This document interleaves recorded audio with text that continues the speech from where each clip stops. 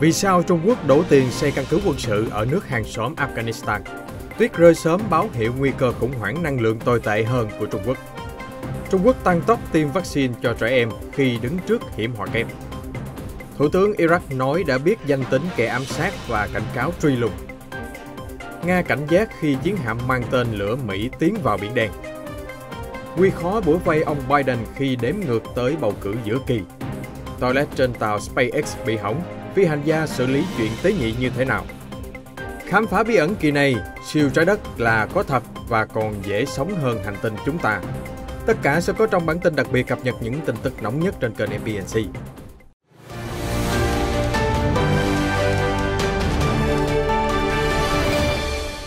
Tajikistan, quốc gia nhỏ nằm lọt ở Trung Á, hồi tháng trước cho biết Trung Quốc tài trợ 8,5 triệu đô la để xây một căn cứ quân sự ở biên giới giáp Afghanistan. Tuy nhiên, binh sĩ Trung Quốc sẽ không đồn trú. Đây là dấu hiệu mới nhất cho thấy Bắc Kinh ngày càng vươn vòi ở Trung Á, với động cơ là lo ngại an ninh và phục vụ cho lợi ích kinh tế, khi tìm cách mở rộng sáng kiến vành đai và con đường. Vậy Tajikistan quan trọng thế nào với Trung Quốc?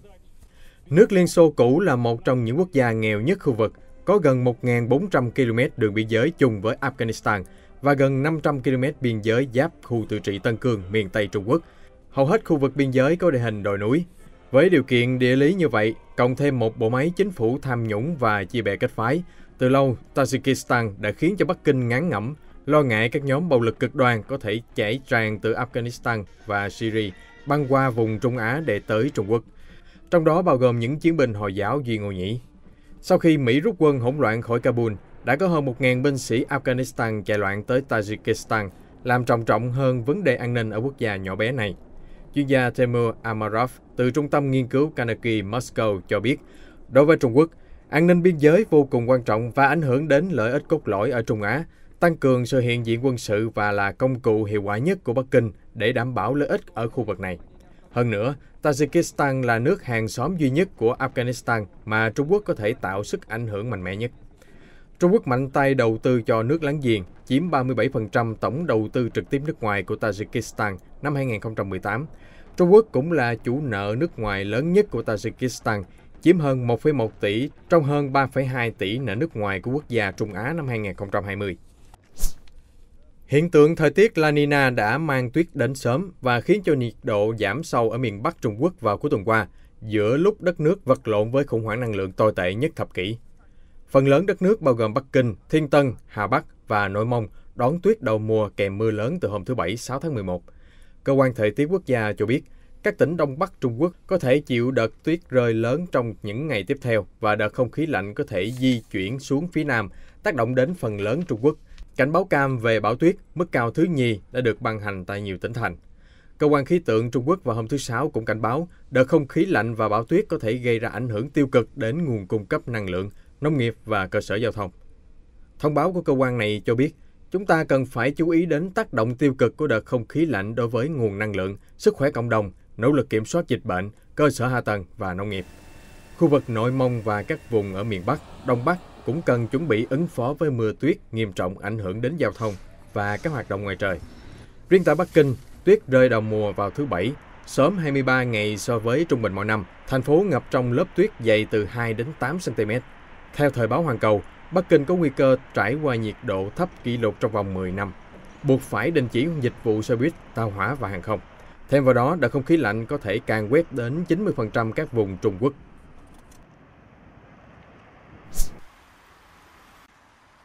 Trung Quốc đang tăng tốc tiêm chủng vaccine ngừa COVID-19 cho trẻ em từ 3 đến 11 tuổi, trong khi đợt bùng phát dịch mới đã lây lan rộng ra 44 thành phố thuộc 20 tỉnh. Có thêm 50 ca nhiễm nội địa được ghi nhận trong hôm thứ Bảy. Chuyên gia y tế kêu gọi đẩy nhanh tiêm phòng và tiêm liều bổ sung để sớm đạt được miễn dịch cộng đồng hiệu quả. Cần phải nhanh chân hơn mối hiểm họa kép từ thời tiết mùa đông lạnh giá và biến chủng Delta siêu lây nhiễm. Trong đợt bùng phát dịch mới, COVID-19 đã len lỏi vào trường học các cấp, bao gồm các trường mầm non, ở ít nhất 4 nơi khác nhau. Các tỉnh thành Bắc Kinh, Cam Túc, Hà Bắc và Hắc Long Giang đã phát hiện ổ dịch liên quan đến trường học và nơi chăm sóc trẻ.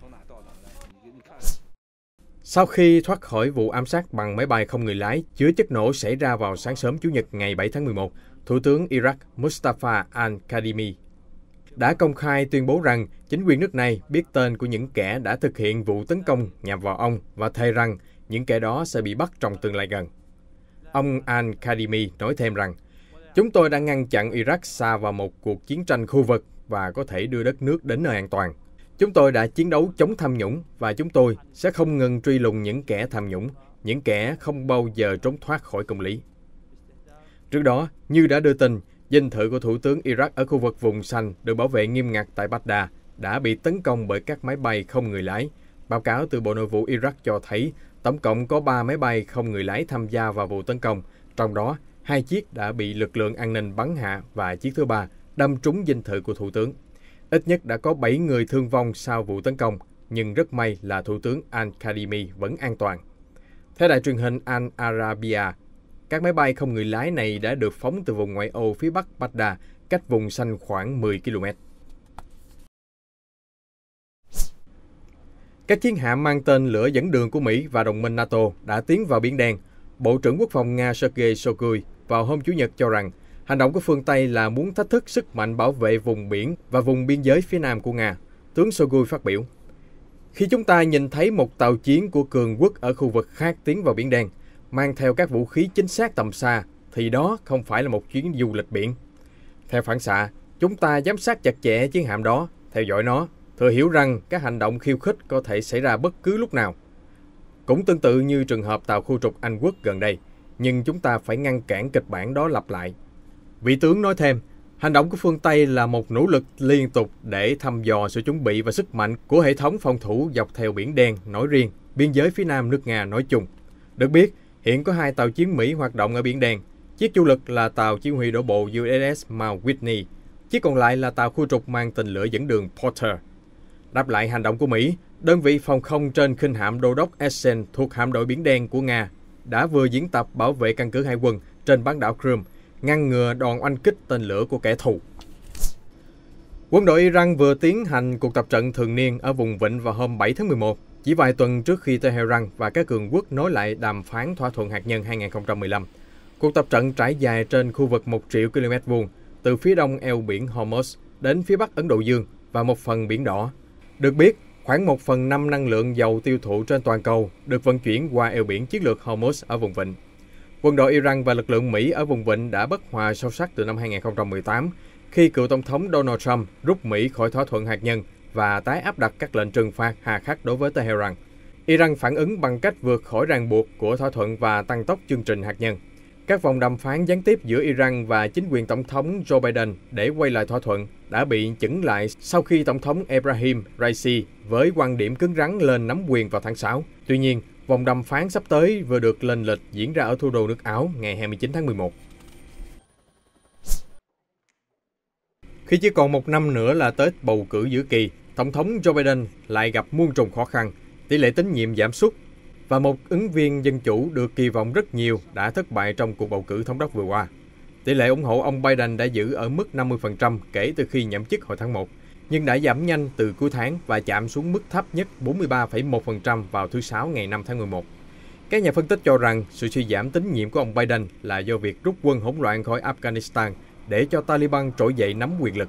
Ngoài ra, ông Biden cũng không thể sớm thông qua dự luật chi tiêu khổng lồ vì những bất đồng gay gắt trong nội bộ đảng Dân Chủ.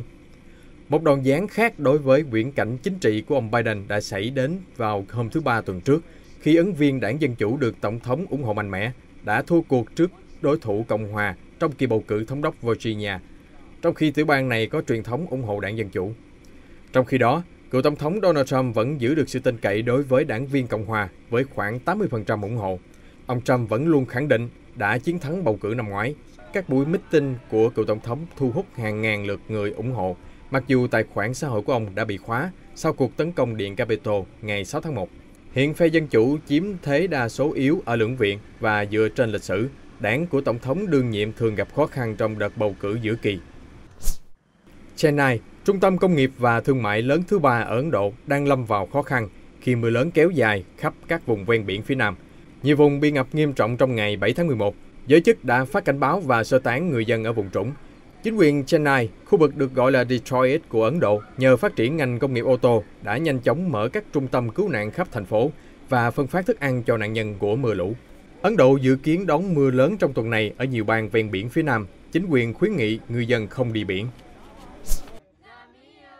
Người hâm mộ nữ ca sĩ nhạc đồng quê Brazil Marília Mendonça đã tập trung tưởng niệm cô vào hôm 6 tháng 11 sau khi danh ca tử nạn trong vụ rơi máy bay trên đường đến buổi biểu diễn. Các fan cùng nhau hòa giọng nhiều ca khúc của nghệ sĩ quá cố, không kìm được nước mắt và ôm chặt nhau để tưởng nhớ nữ ca sĩ tài năng từng đoạt giải Grammy.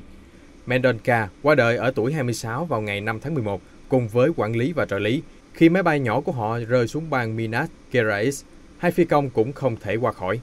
Mendonça đã vươn lên trở thành biểu tượng nhạc đồng quê của Brazil, giành chiến thắng Latin Grammy năm 2019. Trước chuyến đi định mệnh, cô đã đăng video bước lên máy bay vào sáng thứ Sáu. Nguyên nhân tai nạn vẫn đang được điều tra. Tuy nhiên, công ty năng lượng quốc gia CEMIC cho biết máy bay đã va chạm với lưới điện do họ vận hành trước khi lao xuống đất. Năm ngoái, khi Covid-19 hoành hành kéo theo biện pháp phong tỏa diện rộng ở Brazil, các video phát trực tiếp của ngôi sao Mendonça đã từng thu hút 3,3 triệu người theo dõi trên YouTube, lập kỷ lục thế giới. Các phi hành gia NASA đã phải đóng bỉm trên hành trình từ trạm vũ trụ quốc tế trở về nhà vào hôm Chủ nhật vì toilet đã bị hỏng trên phi thuyền SpaceX. Nữ phi hành gia Megan McArthur mô tả tình huống không như mong đợi nhưng có thể sắp xếp được. Cô và 3 đồng nghiệp sẽ trải qua hành trình 20 giờ bên trong tàu vũ trụ, dự kiến sẽ đáp xuống trái đất vào sáng thứ Hai hôm nay theo giờ Mỹ. Du hành trong không gian luôn có rất nhiều thử thách, trích lời McArthur nói trong cuộc họp báo trên quỹ đạo. Đây chỉ là một chướng ngại nữa mà chúng tôi phải đối mặt trong nhiệm vụ của mình. Chúng tôi không có lo lắng lắm. Trong chuỗi phiên họp vào hôm thứ Sáu, các nhà quản trị quyết định đưa McArthur và các phi hành gia khác trở về nhà, sau đó sẽ phóng tàu vũ trụ khác lên thay thế. Việc phóng tàu SpaceX đó đã bị trì hoãn hơn một tuần do thời tiết xấu và tình trạng y tế của một thành viên phi hành đoàn. SpaceX cho biết sẽ tiến hành vụ phóng mới sớm nhất vào đêm thứ Tư. Phi hành gia người Pháp Thomas Pesquet cho hay, 6 tháng vừa qua rất căng thẳng, các phi hành đoàn đã thực hiện chuỗi đi bộ trong không gian để nâng cấp hệ thống năng lượng của trạm vũ trụ. Họ cũng phải xử lý vấn đề hỏng toilet. Sự cố được báo cáo lần đầu tiên trong một chuyến du hành tư nhân của SpaceX vào tháng 9. SpaceX khẳng định đã sửa chữa toilet của tàu vũ trụ sắp được phóng lên, nhưng trong lúc đó, nhà vệ sinh trên vĩ đạo vẫn không dùng được. Các phi hành gia không gặp vấn đề đáng lo ngại nào về sự an toàn. Họ sẽ sử dụng sản phẩm có chức năng thấm hút của NASA trên hành trình trở về trái đất. Vào lúc 20 giờ 28 phút tối qua ngày 7 tháng 11 theo giờ Bắc Kinh, các phi hành gia Trung Quốc của tàu vũ trụ Thần Châu 13 đã có chuyến đi bộ ngoài không gian lần đầu tiên. Đáng chú ý, chuyến du hành lần này cũng là lần đầu tiên Trung Quốc đưa một phụ nữ ra ngoài không gian. Cụ thể, 2 trong 3 phi hành gia trên tàu Thần Châu 13 là Trác Chí Cương và Vương Á Bình đã rời khỏi mô đun lỗi trạm vũ trụ Thiên Hòa và có chuyến đi bộ ngoài không gian kéo dài 6 tiếng rưỡi.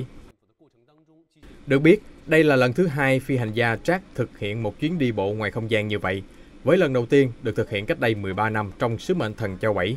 Còn với cô Vương thì đã trở thành nữ phi hành gia đầu tiên của Trung Quốc để lại dấu chân ngoài không gian. Thành viên còn lại của phi hành đoàn Thần Châu 13 là Diệp Quang Phú sẽ ở lại bên trong mô đun để hỗ trợ cho các đồng đội hoàn thành hoạt động của họ. Trung Quốc đã phóng tàu vũ trụ Thần Châu 13 vào ngày 16 tháng 10, gửi 3 phi hành gia trong một sứ mệnh kéo dài 6 tháng để xây dựng trạm vũ trụ Thiên Cung.